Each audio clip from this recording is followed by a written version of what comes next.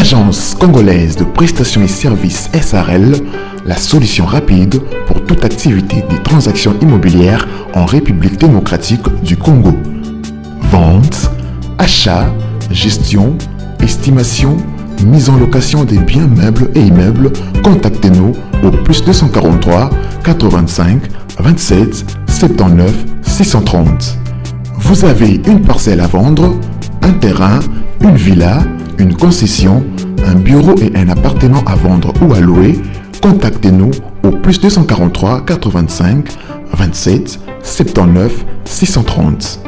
La CPS SARL est la première société et grand réseau spécialisé dans la vente et l'achat des... Oji mamacita, Oji mamacita, tu te de qui de moi de nous pour t'acheter des massa. Vas-y mamacita, Oji mamacita, en plan ensemble je t'ai dit j'étais à travers le Milinga. Oji mamacita, tu te de qui de moi de nous pour t'acheter des massa. Oji mamacita, en plan ensemble je t'ai dit j'étais à travers le Milinga. Quand je pense à toi je suis pas allé, je suis BG encore. Tu t'en fous de mes reproches et de mes erreurs qui sont moches. La bonne j'arrange mes souvenirs dans la rage de deviens rage. Quand je suis dans le...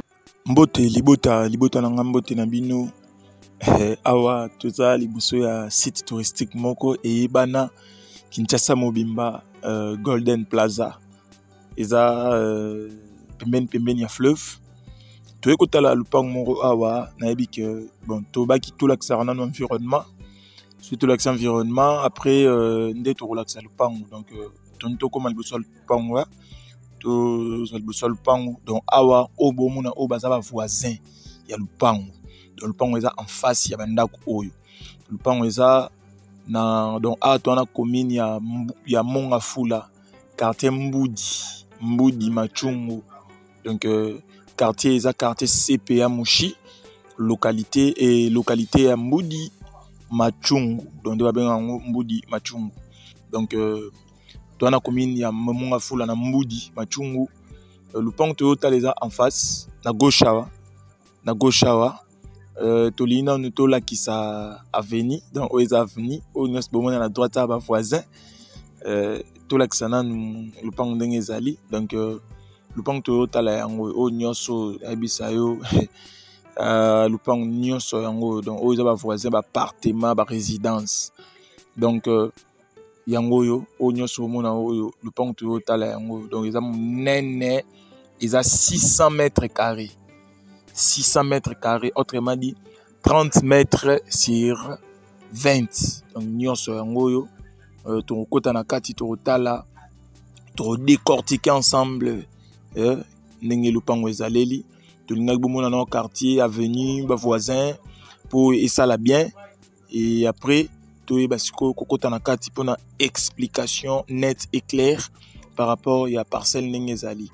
Donc awa to na quartier moko eza marécageux te binomo bomona mabele o bomona bilanga bandai ko sala donc mutandai ko sala mutakengela awa azo sala mo bilanga ndezala kaka kala ingangu kala technique donc le pango bandi awa na colonne oyo awa bon voilà na colonne oyo OK nango ti na suka place to l'accès qui voisin liboso kuna nde esika le pango ebandi bon et soukeli tokotana na kati tokotana kati pour kati les kinyoso voilà donc awa moni le pango to tala yango yo eza de na fondation donc fondation nango yango yo onyos bomona o place na telemia likola fondation et qui iti place bandeko ba oleka kuna ona laksaki wana et que tu wana eza 20 mètres sur 30 donc après place na telemia awa na le pango yango moni na zoomé kuna to na fleuve donc eza place to telemia après deux parcelles, espace Moretti Kaliwana, Yamoukie et puis fleuve Congo et Sika et Zali. Donc, awa fleuve et déborde à rater, fleuve et salar et ambri et maté et loroté. Donc, na sima, bon, mon bandako na sima, on a n'engé Zali. Le bandako est tout près, il y a fleuve, mon est zoom, donc, to zoomer na caméra.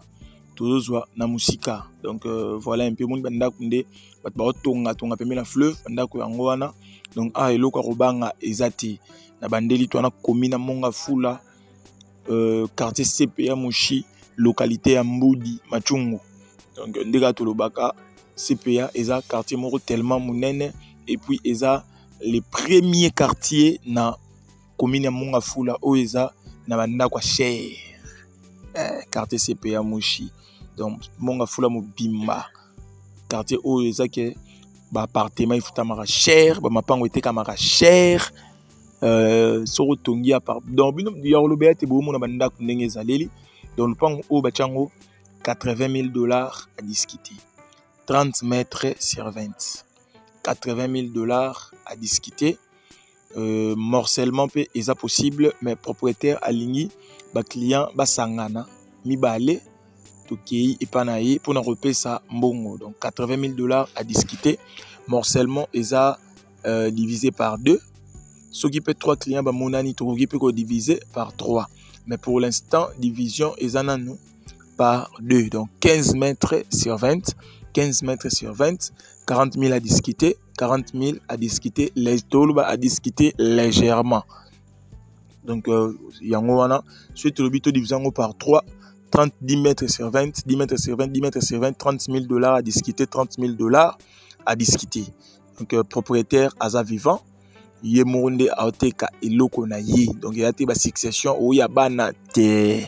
Donc, yé moko aoteka eloko na ye, calmement et sûrement. Donc, mon fondation de Asala, le pango mobimba et à la fondation na yango. Donc le ko craindre awa ezati. Donc bon a ensuite continuer to yeti avenir ke yiti na suka. Donc yé awa asphalte oyo nde esala que avenir e monana monene temps normal. Donc na suka avenir ezali et continuer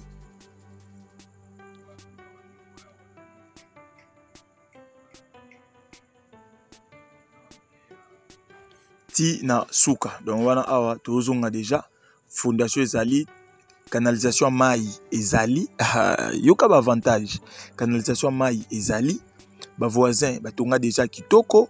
Donc maramuna otu eza kitoko. Donc to banda robima na lobi lupango eza na commune ya Mongafula, quartier CPA Mushi, localité ya Mboudi Machungu. Donc awa bomona quartier ndebat ba tonga ndebat ba tongi balobi Kinshasa sika ya mabeza la lisusu te.